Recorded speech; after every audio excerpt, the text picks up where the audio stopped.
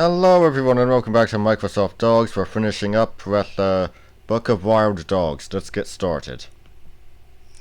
Who's there? Come into the firelight so I can see you. Oh, it's you, child. I was just remembering an old story about a ghost dog. Thought for a minute you were the ghost. What? Stories about dogs? Well, yes, I know a few.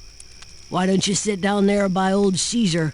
Don't mind him. He's a big dog, but he's old. Click my picture up in the corner there, and I'll tell you the tales my grandmother told me when I was young. Maybe a few that she never knew.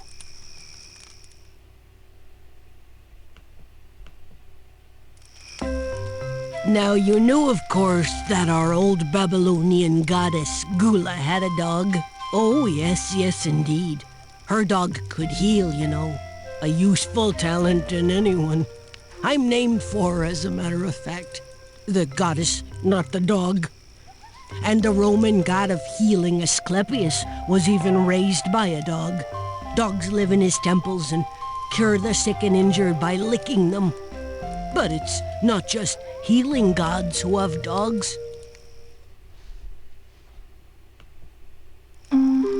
No, even the devil has a dog. If you want to see demon dogs, the Greeks will tell you to wait at any crossroads around midnight. Sooner or later, Hecate, goddess of the underworld, will pass by there in a chariot drawn by great black dogs.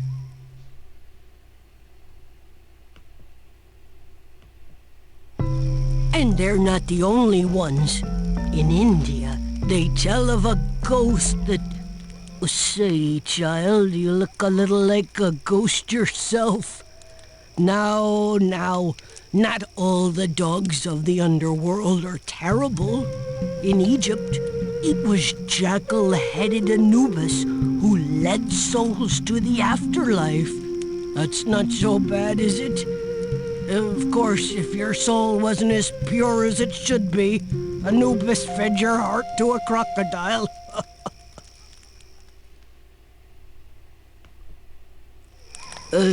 Perhaps I should change the subject. I've always liked that story about the flood and the boat with all the animals on it. In some tales, that boat sprang a leak, and the dog plugged it with his nose. They say that's why dogs have cold noses. Reminds me of an African story I heard about how a dog once stole meat, got struck across the nose with a hot poker for his trouble. Poor dog stuck his snout into a pail of water, but the fire had burnt his nose black, and the water made it cold. Look up there now. See that constellation? In Greece, that's Canis Minor, the little dog. Of course I know the story. Would I bring it up if I didn't? Once, there was a little dog named Mera, and she belonged to a fella named Icarius. The poor man was foully murdered, and his body hidden. But the dog witnessed the crime, and led the man's daughter to where Icarius' body was buried. That's an amazing dog, don't you think? You want to know what happened next? Well, you know those Greeks. They invented tragedy, after all. All right, if you really want to know. The poor girl hanged herself, and the little dog was set in the sky. Right next to Canis Major, as a matter of fact. Also called Sirius. And I'm not kidding. The hunter Orion's dog, you know. And speaking of dogs in the sky, my grandson, he's a merchant, you know, been all over the known world, tells me that in the barbarian lands to the west, gods hunt the night sky with packs of ghostly hounds. Barbarians are great believers in ghost dogs.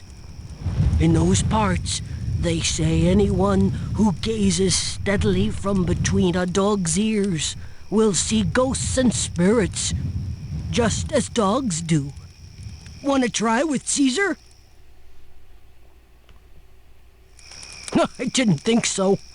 You know, the Romans tell some pretty good stories about dogs. About wolves, too. Romans believe they're descended from two brothers who were raised by a she-wolf. Of course, the Greeks say their god Zeus was suckled by a she-goat. And one Egyptian pharaoh claimed he was nurtured by an eagle. It's a funny thing, but I've never met a commoner who was reared by an animal. Have you? Some years back, a trader coming back from the Far East told me the most amazing story about a princess who married a dog. They had 6 daughters and 6 sons, who all wore clothing made of tree bark with long, dangling tails down the backs. According to that trader, the descendants of this dog don't have to pay taxes to this very day. If it meant not paying Roman taxes, I'd swear Caesar here was my grandfather.